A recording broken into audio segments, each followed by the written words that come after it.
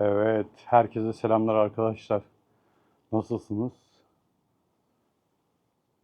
Umarım iyisinizdir. Ee, Ben şu an Türkiye'ye döndüm. İstanbul'dayım. Böyle bir video çekmek istedim sizin için. Şu şekilde geldikten sonra birçok arkadaşım benimle irtibat yaptı. Birçok soru oldu Tayland'la alakalı. Bunu derlemek istedim aslında. Hani gitmek isteyenler için de bir şey olsun diye. Rehber olsun açısından aslında. Bunları ufak bir başlıklar altında topladım. Sizinle oradaki deneyimlerimi paylaşmak istiyorum. İşte neler yaşadım, nasıl geçti bu süreç. İşte uzun bir süre oradaydım. Birçok şey deneyimledim açıkçası. Hani ilk defa gitmek isteyenler için ya da işte gitmiş fakat daha sonra tekrar gitmek isteyenler için de aynı şekilde bir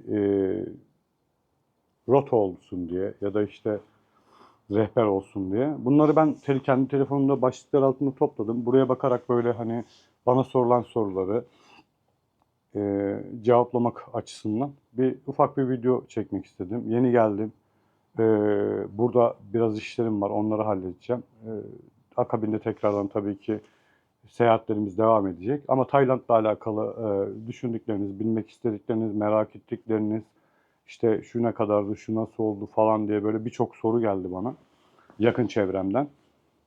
Bununla ilgili aslında biraz bilgi paylaşmak istiyorum. Başlıklara bakıp cevaplamak istiyorum açıkçası. Şöyle söyleyeyim. İlk nereden başlayalım? Tayland'a gidiş. Yani gitmek istiyorsunuz. Tayland'a gidiş için nasıl bir yol izlemeniz gerekiyor? Bundan bahsedeyim. Özellikle Türk Hava Yolları hani marka vermek gibi olmasın ya da işte bir şirket ismi. Normalde Türkiye'den direkt uçuşlarda çok yüksek meblağlara gidiyorsunuz oralara. Ee, Bence çok da gerek yok. Çünkü aktarmalı olarak oralara çok rahat bir şekilde daha yani %40 civarlarında, %60 diyeyim ben daha doğrusu. %60 civarlarında bir indirimle rakamlara oralara gidebiliyorsunuz. Orada konaklamalarla alakalı, işte gezeceğiniz yerlerle, ara transferlerle alakalı, yemeklerle alakalı, eğlenmeyle alakalı ne gibi şeyler yaşadım. Bunları aktaracağım sizlere. Öncelikle gidiş olarak ben bir aktarmalı gittim oraya. Bu aktarma bir saatti. Doha Havalimanı'ndaydı. Fakat şu anda o tarafta e, yani o bölgede özellikle biliyorsunuz herkesin bildiği gibi bir savaş söz konusu. Yani bu tabii ki oradaki turizmi de engelliyor ya da etkiliyor gibi bir durum var. Çünkü aktarmalı uçuşlar gerçekleştirilmiyor. Yani birçok yerde Kuveyt, Katar, işte Dubai şu anda açık gibi tahmin ediyorum. Aktarmalı uçuşlar şu anda iptal bu sezon için. Ama önümüzdeki günlerde ne olur bunu çok fazla ben bilmediğim için çok fazla bunun hakkında yorum yapmak istemiyorum. Aktarmalı uçuşlarla farklı rotalardan gitmek isteyenler olursa tabii ki bunu değerlendirmelerini öncelikle onlara yani o arkadaşlara tavsiye ederim. Ben çünkü aktarmalı uçuşlar gerçekten oraya seyahatinizi maddi anlamda kolaylaştırıyor. Diğer türlü oraya gittiğinizde otel olarak ismini vermediğim sitelerden zaten herkesin bildiği 2-3 tane global siteler var. Oralardan araştırarak bunlara ulaşabilirsiniz. Görseller genellikle yanıltıcı falan değil. Yani daha çok böyle diğer taraflarda ben Amerika seyahatlerimde ya da Latin Amerika seyahatlerimde bazen yanıltıcı olabiliyor o sitelerdeki görüntüler ama Asya tarafında kesinlikle öyle bir şey yaşamazsınız. Neyse abi onu koyuyor insanlar. Ben çok merkezi yerlerde bulundum. İşte Bangkok, Pattaya, Phuket gibi, Nanyang gibi böyle bir şey yuvarlak düşünün. Böyle bir e, elips şeklinde bir tur gerçekleştirdim. Biraz uzun sürdü. Farklı yerlerde, farklı şekillerde konaklamalarım da gerçekleşti tabii. Güzel yerlerde konakladım. Genellikle 4 yıldızlı denilen otelleri tercih ettim. Kahvaltı dahil sistemlerinde bulundum. Kahvaltı dahil sistemlerinde bulunmanıza çok gerek olduğunu düşünmüyorum. Çünkü eğer Türkiye'den gidecekseniz oraya kahvaltı hiç bize uygun değil abi. Yani bir beyaz peyniri bulamıyorsunuz ya da domatesi bulamıyorsunuz o kahvaltılarda. Daha çok böyle batıya yönelik kahvaltılar olabiliyor. Benim deneyimledim. Otellerde öyle açıkçası. Yani diğerlerinde de arkadaşlarım konakladı. Onları da sordum. Onlarda da aynı şekilde bir durum söz konusu. Bunun için mesela sabah kahvaltılarını falan daha seyahat maddiyatınızı minimalize etmek için onu tercih edebilirsiniz. Yani kahvaltı dahil sistemleri falan tercih etmenize gerek yok. Çünkü bize hiç uygun değil. Yemek konusunda herhangi bir sıkıntı yaşayacağınızı düşünmüyorum. Orası gerçekten karnınızı gerçekten istediğiniz şekilde yiyebileceğiniz envai çeşit ürün mevcut. Deniz ürünleri olsun, işte tropikal meyveler olsun. Yerel yemeklerde de genellikle öyle. Çünkü Tayland'da genelde işte hep böcek yiyorlar, işte onu yiyorlar, bunu yiyorlar falan diye bir durum söz konusu değil. Bu tamamen abartılmış bir durum. Yani oraya giden herkes böcek yemiyor açıkçası. Ya biz öyle yapmadık yani. Yani tattığımız durumlar oldu. Onları da 2 ya da 3 önceki videoda paylaşmıştım. İzlemeyenler olursa e, sayfamın içerisinden o e, videoyu seyredebilirler aynı şekilde. Ben çok yemek konusunda sıkıntı çekmedim açıkçası. Ee, harcama konusuna gelirsek, harcama konusuyla alakalı bir 100 dolar, yani günlük böyle 100 dolar bozdurayım, 100 dolar 100 dolar gibi bir rakam bozduruyorsun. Yani Tayland bence o şekilde çok da ucuz bir bölge değil açıkçası. Yani benim gittiğim merkezi yerler olarak söylüyorum. Çünkü 100 doları bozdurduğunuzda hadi abi işte ayak masajı yaptıralım. Hadi abi işte vücut masajı yaptıralım. Hadi abi işte şurada işte bilardo oynayalım. Bilardo oynarken yanında bir şeyler içiyorsunuz.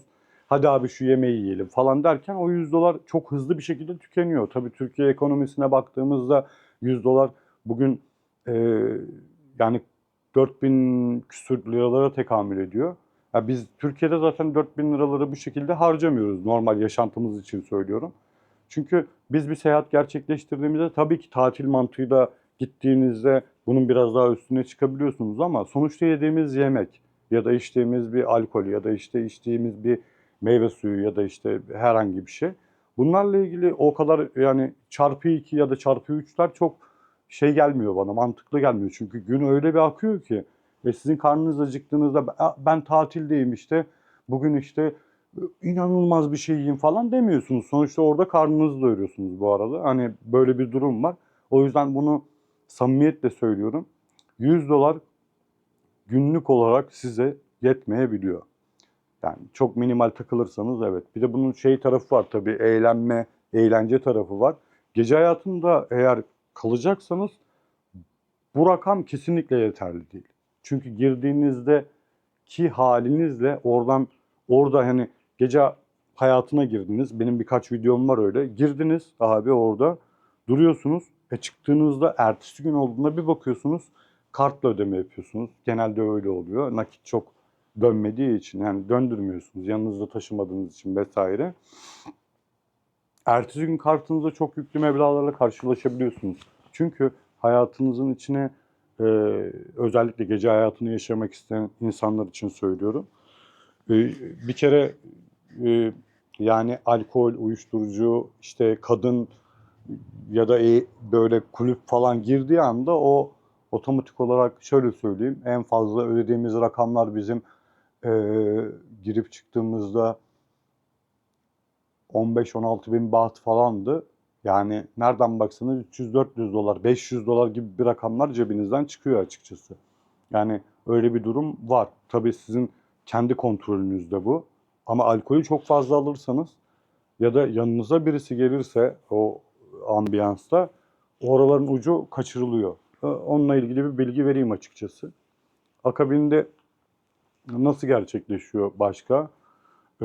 Konu başlıklarına bakarsam yolculuklar biraz mental olarak zorlu oluyor. Yani e, iniyorsunuz, biniyorsunuz, işte onu bekliyorsunuz, bunu bekliyorsunuz, oradan oraya transfer falan. Kısa süreli oluyor bu ama o bir iki gününüz otomatik olarak kayboluyor yani. Hani bir de gittiğinizde o enerjiyle ilk gün ben dinleneyim demiyorsunuz. İster istemez merak edip çıkıyorsunuz. Orada ister istemez bir ayrıca bir efor sarf ediyorsunuz. Abi ikinci ya da üçüncü gün kesinlikle bir yere gitmiyorsunuz. Böyle bir gerçek var yani. Çünkü yoruluyorsunuz yani yorgunluk bir geliyor size. Onun haricinde Pattaya'da, Bangkok'ta ve Phuket'in tam merkezi yerlerinden söyleyeyim size. Kanalizasyon inanılmaz kokuyor abi. Yani o koku bambaşka bir durum. Solunum zorluğu çektim ben.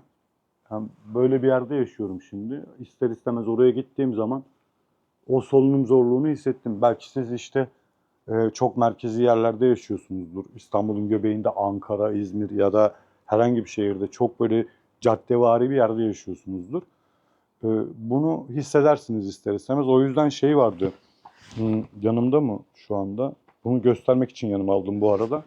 Böyle burun, yani burnunuza tuttuğunuz, bu çok trend olan bir şey böyle. Aslında mentollü bizim Vicks gibi bir şey bu. Böyle kokladığınızda biraz da bağımlılık yapıyor bu arada. Devamlı ihtiyacınız oluyor. Özellikle o bölgede. Hem kurak bir mevsimi var hem çok sıcak. Devamlı su ya da burnunuzu yıkayamadığınız için bu çok fazla ihtiyacınız oluyor açıkçası şu tarz şeylere. Bunları 7-Eleven'da bulabiliyorsunuz zaten. Her yerde var.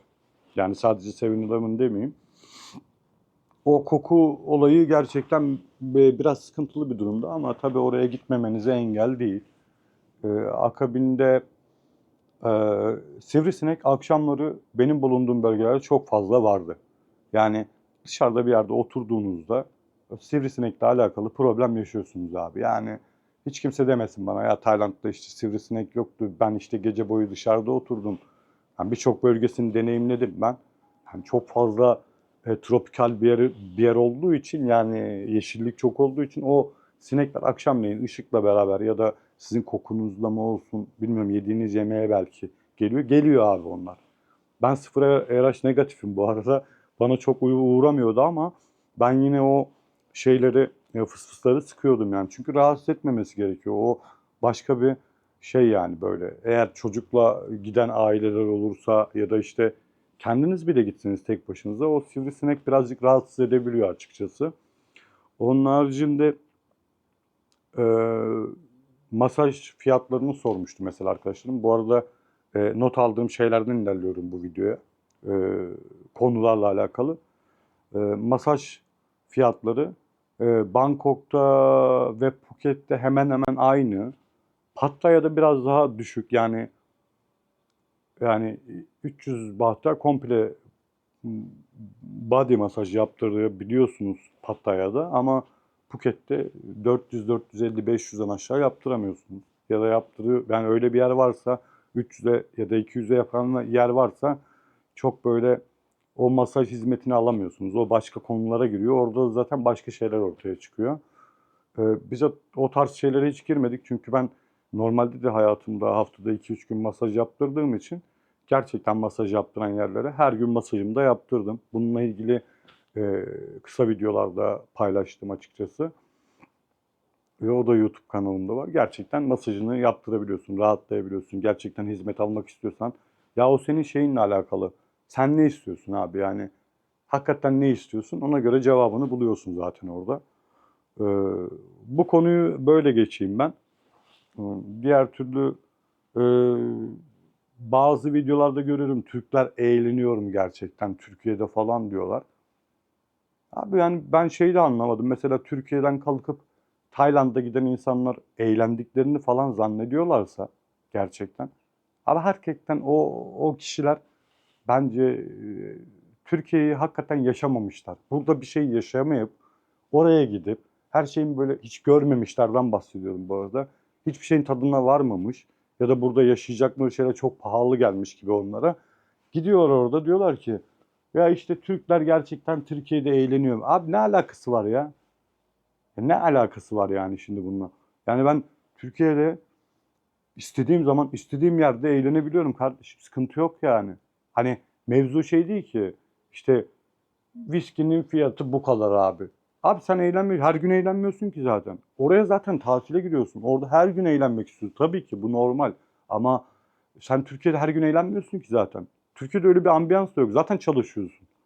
Çalışmayan adamın her gün eğlencede bir işi yok ki. Ya da çalışmayan adam her gün eğlence gibi mekanlarda takılıyorsa başka şeyler yapıyordur zaten yani. Hani o kafadadır yani. Ama tatile gidip de Tayland'la Türkiye'yi kıyaslayanlara ben çok anlam veremedim açıkçası. Beni çok açmadı açıkçası yani. Türkiye'de çok kaliteli mekanlar var.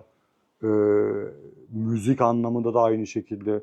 Bir kere oraya gittiğin zaman çok çok böyle seni cezbedici müzikler falan da çalmıyor yani. Eğlenmiyorsun. Bir bakıyorsun böyle abi dünya topluluğu hani hangi tatil bölgesine gidersen git. Bugün işte Bodrum'da da işte Antalya'da da Alanya'da da işte turistik bölgelerden bahsediyorum. Yazın git abi bütün milletlerden insanlar toplanmış eğleniyor zaten. Sen de Tayland'a gittiğin zaman Tayland'ın yerlileri orada değil ki. Tayland'ın yerlileri sana hizmet eden insanlar baktığımda. Sen yine turistlerle eğleniyorsun yani. Bu bence eğlencenin kişiye göre kesinlikle değiştiğini düşünüyorum. Bu kesinlikle şeyle alakalı, merkezi noktalardan bahsediyorum. Diğer taraflar apayrı. Yani kendini kafasını dinlemek isteyen, o mental huzuru bulmak isteyen, meditasyon ya da yoga ya da işte doğayla iç içe olmak isteyen insanlar zaten hiç böyle yorumlar yapmıyor. Hiç de zaten bu o bölgelerde değiller zaten. Yani onlara es geçiyorum. Bu konuyu böyle bir açık yani aydınlığa kavuşturayım özellikle. Yani Türkiye ile oranın eğlencesi bence karşılaştırılamaz. Çünkü kişiye göre değişir eğlence. İnsan oturup huzur aldığında da eğlenebilir. E, Etrafında dansöz olunca da eğlenebilir. Ya da işte bir düğüne gittiğinde de eğlenen insan var yani. Hani bunu neye göre söylüyorlar çok anlam veremedim ama bu konuya da böyle bir açıklık getirmiş olayım açıkçası. Sonra bu eğlenceyle alakalı çok şey olarak böyle biraz böyle surat bükerek baktığım bir durum var. Abi şimdi orada gidiyorsun işte geceleri tuktuklar var. Hani meşhur tuktuklar var ya arkasına 3-5 kişi biniyorsun falan videolarda da var zaten. Abi adam Türkiye'den gelmiş ya da işte başka bir ülken genelde Türkler yapıyor bunu da. Yanımdan geçiyor abi böyle işte tuktuka bakıyorum abi 3-5 tane adam ya da kadın bilmem ne binmiş. Yani Türkiye'de yapmadığı hareketler işte sanki burada böyle bunları bu müziği dinliyormuş da orada da dinliyormuş gibi. Halbuki hiç alakası yok. İşte açmış abi orada şeyin Rago Oktay'ın bir şarkısı vardı ya o ya üşüme falan ama nasıl bileyim yanımdan böyle bir geçiyor. Ben böyle havaya bir baktım böyle sağa sola bakıyorum. Abi Tayland'dayım. Ya abi sen Türkiye'den gelmişsin. Burada tuk tukun arkasında Demet Akalın'ı açmışsın. Kime dinletiyorsun abi? Bir de onlar ne biliyor musun? İnanılmaz ses sistemleri var böyle. Yani bizim millette şey var. Kendini kaybediyor. Sen kendini mi belli etmek istiyorsun abi? Yani seni orada hiç kimse fark etmiyor ki. Ben fark ediyorum mesela. Bir yabancının ilgisini falan çekmiyorsun. Kardeş, yanlış anlama yani.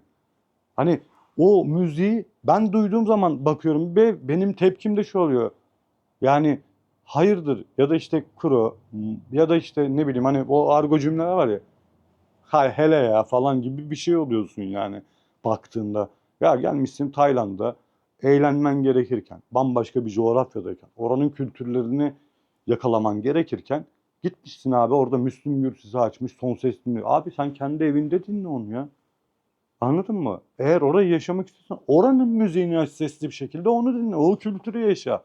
Hani yani hiç ilgi çekici bayağı böyle şey değil yani dışarıdan hiç de öyle görünmüyor. En fazla şunu söylüyorlar.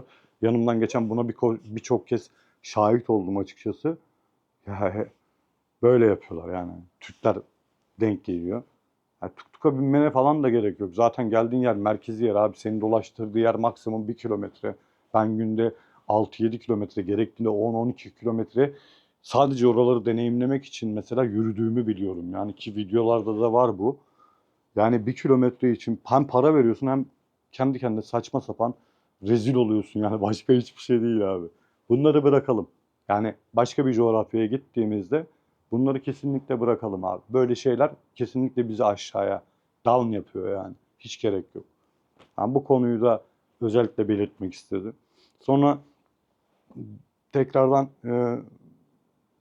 konuya dönecek olursak gelen mesajlardan ya da telefon görüşmelerinden şöyle bir durum var.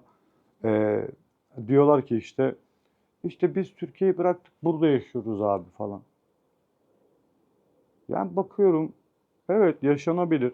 Abi sen eğer kendi ülkende relax yaşayamıyorsan o konforu sağlayamadıysan eğer tamam mı? İstediğin coğrafyaya git. Bu arada gerçekten farklı farklı ülkeleri de deneyimliyorum. Belki kanalımda yok. Çünkü YouTube'a yeni başladım biliyorsunuz. Ee, Böyle bana saçma geliyor ya. Sen daha kendini yani tanımlayamadan, tamamlayamadan farklı bir ülkede diyorsun ki ben buraya yerleştim. Her şeyimi sattım. İşte mutlu musun abi? Ben gittim gördüm mesela o bölgelerde yaşayan Türkleri gördüm uzaktan böyle. Diyaloglara girmeyi çok hoşlanmıyorum. Abi adam nerede yaşıyor biliyor musun? Bugün İstanbul'u düşün. Böyle Çatalca'nın kuzey tarafını düşün. Orada bir modda böyle işte evi böyle yani yeni yapılan evler böyle prefabrik ya da işte betonarme vesaire. Doğal bir yaşam var. Burada da var yani o. Hani kötüleme açısından söylemiyorum abi. Yaşayacaksan burada zaten yaşayabilirsin onu. Sıkıntı yok. Ya da işte Ankara'da da çok güzel yerler var. İzmir'de inanılmaz yerler var. Antalya'yı zaten hiç söylemiyorum. Şehir dışına çıktığında zaten çok güzel yerleri deneyimleyebiliyorsun. Yeter ki orada yaşamıyor. Adam burada yaşamıyor abi onu. Gitmiş ben Bali'deyim diye ben burada meditasyon yapıyorum. Abi meditasyon da öyle bir şey değil. Meditasyon bir yaşam biçimidir. Meditasyon yapılmaz.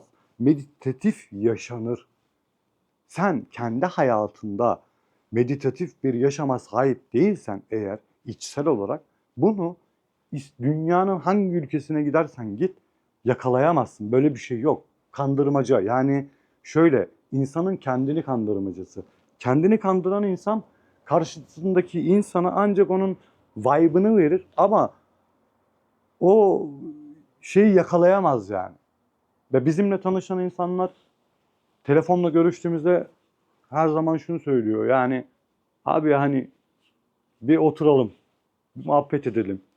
Müsait misin abi? Ne zaman müsait olacaksın? Ben her zaman müsaitim ama etrafımda çok nadir bir şekilde o zamanımı insanlara ayırıyorum. Ve ben İstanbul'dayım yani şu anda. Yani meditatif yaşamak için benim Bali'ye falan gitmeme falan gerek yok. Böyle bir cumhuriyet yok yani. Ya da ben tutup da reklamize çalışmalar yapıp ben Bali'ye yerleştim de. Abi benim ne işim var Bali'de ya? Benim ne işim var Tayland'da? Yani sen çalışacaksan eğer ki ben İstanbul'da çalışmadan yaşayan birisiyim. Şimdi diyecekler ki insanlar abi sen nasıl çalışmıyorsun? Kardeşim ben yaz olduğu zaman bahçeyle ilgilenirim. Uygun fiyatlı bir ürün bulurum. Araba olur, ev olur, bilmem ne olur, bir şey olur. PlayStation olur atıyorum. Yakalarsam abi bu pazar budur ya. Pazar bu. Ben bu pazarı yakaladıktan sonra istediğim her yerde yaşarım çalışmadan. Hiç sıkıntı yok. İnsanlar onu çözemiyor. Sadece işte YouTube'da insanlara farklı farklı bilgiler verip yani kendilerinin de nasıl yaşadığını biliyorum. Ben hani gördüm yani. Çok mutluyuz, çok huzurluyuz falan. Abi hikaye o işler ya. Sen bir kere tanıdıklarından ayrısın. Yani yakınında senin dostum ya da arkadaşın diyebileceğin hiç kimse yok. Tabii ki orada bir dostun olabilir. Ama onun yanında geçireceğin süre bellidir. Yani bazı mesela YouTube'da video içerik üreten arkadaşlarım var. Çok yakından tanımasam bile ben onun videosunu seyrettiğimde adam giriyor 20 gün, bir ay mesela o arkadaşının yanında kalıyor. Ondan sonra bir şekilde oradan çıkıyor. Türkiye'ye dönmese bile başka bir lokasyona kayıyor. Sen o yüzden farklı bir bölgede bir, bir şey yaşarsın. Bir de abi herkes e, o içsel sükunete ulaşacak diye bir şey yok. Herkesin inanılmaz derdi, sıkıntısı, problemleri var yani.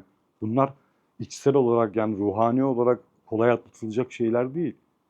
Ya herkes ipotekte baktığında. Herkes ipotek yaşıyor.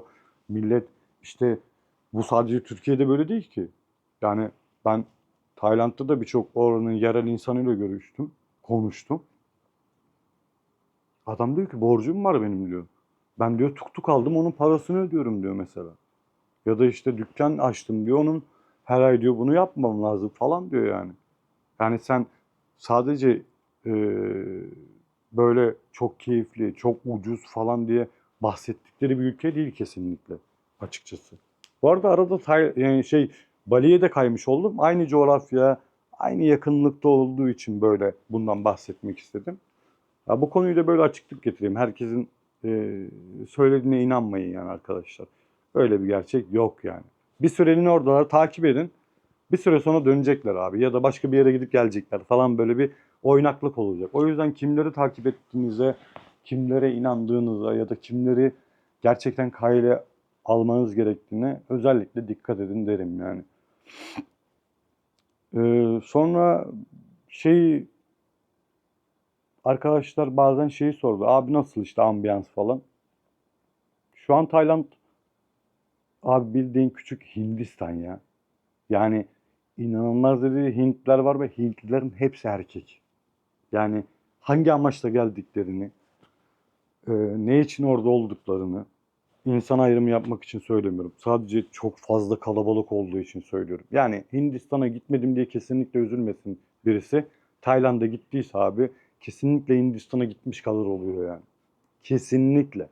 Yani yolda o davranış şekilleri, giyimleri, o kültürü yakalayabiliyorsunuz. Yani böyle suratımı buruşturduğuma bakmayın kesinlikle, ama toplu bir şekilde aynı böyle görüntü zaten onu diyor ki ya ben nereye geldim falan, hani ben niye buraya geldim falan diye sorgulattığı için açıkçası bu konuya değinmek istedim.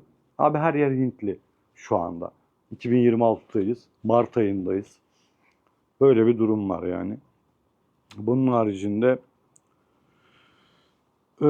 konaklama ücretlerini istediğiniz gibi videonun en başında bahsetmiştim. Yani sizin isteğinize göre şekillenen bir şey. Ne istiyorsunuz, nasıl bir şey istiyorsunuz? Buna göre tercihinizi yapabilirsiniz. Ama kesinlikle sitelerde gösterilen görüntüler doğru yani. Bir de harita konumları var. Hani konumundan bakarsanız ona, gitmeden önce araştırmak istiyorsanız, konumu ne kadar sizin işte gezeceğiniz alana yakın. Bunu da tam oturtursanız ona karar verip orayla ilgili, yani fiyat da size uyuyorsa satın alabilirsiniz açıkçası yani. Yemekle ilgili konuştum. Ara transferlerle alakalı söyleyeyim. Ee, Tayland'a gittiğinizde mesela, gittiniz Bangkok'a indiniz ya da Phuket'e. Abi her yere Grab ya da Bolt kullanabilirsiniz uygulamayı indirerek. Bunların ismini söylüyorum çünkü bu uygulamalar oranın, bilmiyorum telif yer miyim bu arada. Reklam gibi olmasın. Ben kullandığım uygulamalar için söylüyorum. Bununla ilgili link falan bırakmıyorum. Zaten App Store'da ya da Google Play'de bunları indirebiliyorsunuz gitmeden önce. Yani ara transferleri falan yapabilirsiniz bunlarla. Ben bir videomda bahsetmiştim. Bangkok'tan Pattaya'ya. Herhalde bizim rakamla 1500-1600 TL'ye falan taksiyle yolculuk yaptım.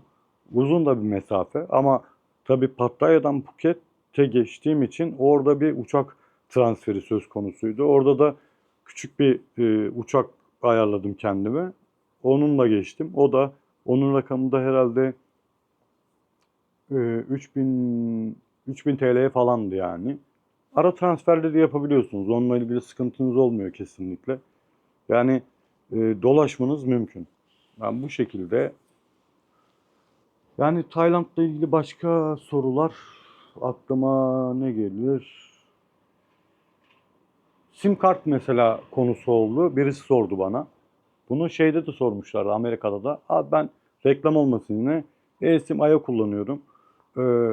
Güzel de kampanyaları da var bunun. Ee, Yani daha buradan gitmeden sizin hattınız açık ya. Hiç gidip de işte orada şey almanıza, sim kart almanıza falan gerek yok. Yapanlar da var. Ben eSIM-IO'yu tercih ediyorum. Çünkü geri sim kart al tak falan. Benim çünkü eSIM'li telefonum. Yani sim kartlı bir telefonum olsa belki onu da tercih edebilirdim. Ama günümüzde internet çok aktif olduğu için buradan işleminizi gerçekleştirebilirsiniz. Kesinlikle tavsiye ediyorum. Hiçbir şekilde, hiç yani, Latin Amerika'da kullandım. Ee, Normal United States'te kullandım. Ee, Kuzey'de kullandım. Asya'da kullandım. eSIM-IO bence bu işin abi yani güzel bir şeyi, nokta atışı alabileceğiniz bir sistem. Bir de geçen de insanlar biliyordur, Oğuzhan Yırtık Pantolon kanalı. O da kendine bir eSIM satın alma sayfası açmış. Daha denemedim. Muhtemelen Kısa bir süre sonra bu savaşı bilmiyorum. Şu anda bir seyahatim olacak ama onun e, e-simini kullanmayı düşünüyorum. Yani hem katkı olsun hem deneyimliyim diye. Çok problem olursa tekrar geçiş yaparım ama hem destek olsun diye arkadaşıma hem de bu şekilde bir yön izleyeyim diye açıkçası bunu deneyeceğim. Sim kartla alakalı böyle. İlyas mesela, İlyas Mutlu o da e, Phuket'ten Bangkok'a yürüyor. Herhalde 1,5 ayı geçti. Çok güzel bir yolculuğu var. Kesinlikle izlemenizi tavsiye ederim. O mesela bazı videolarında 7-Eleven'a girdiğinde şey yapıyor, söylüyor. Abi yani en düşük fiyat sim kart satın al. Sonradan uygulama üzerinden paket satın al. Çünkü 50 dolar vereceğine burada onun söylediğine göre ki doğru. Aynı yani 50 dolarlık bir paketi 15 dolara ya da 20 dolara sahip olabiliyorsun. Bunu da kullanmak mantıklı fiziksel simlerde. Onun haricinde aklıma gelen şu anda başka bir şey yok. Tayland serüveni bu şekildeydi. Şu an İstanbul'dayım. Araçla yani kendi arabamla alakalı böyle bir bakım operasyonu gerekiyor. Onu birazcık ihmal ettim. Onunla ilgili e, bir sonraki videoda herhalde onunla ilgili bir paylaşım yaparım diye tahmin ediyorum. E, Aracıma bir ağır bakım yaptıracağım. Bütün gün sürecek bu. Ee, Cidden güzel bir bakıma girecek araç. Yani araçla ilgilenenler için güzel böyle referans niteliğinde bir video olacak. Volkswagen bir aracım var şu anda. Ee, Onunla ilgileneceğim. Onun haricinde şu anda e, tam böyle işte bahçe bakım zamanı geldi. Evin işte toprakların havalandırılması gerekiyor. İşte bazı ağaçların budanması gerekiyor falan. Onlarla ilgileneceğim. Burayla alakalı bazı şeyler olabilir, video ile alakalı. Akabinde tekrar bir yani uçuş serbestliği varsa bir rotasyon düşünüyorum. 3 tane ülke var kafamda. Bununla ilgili de bir video yaparız. Beraber kısa bir video olur. Bunu şey olarak yapmak istiyorum. Böyle bir çekiliş gibi. Hani 3 tane ülkeyi yazacağım kağıda. Atacağım abi.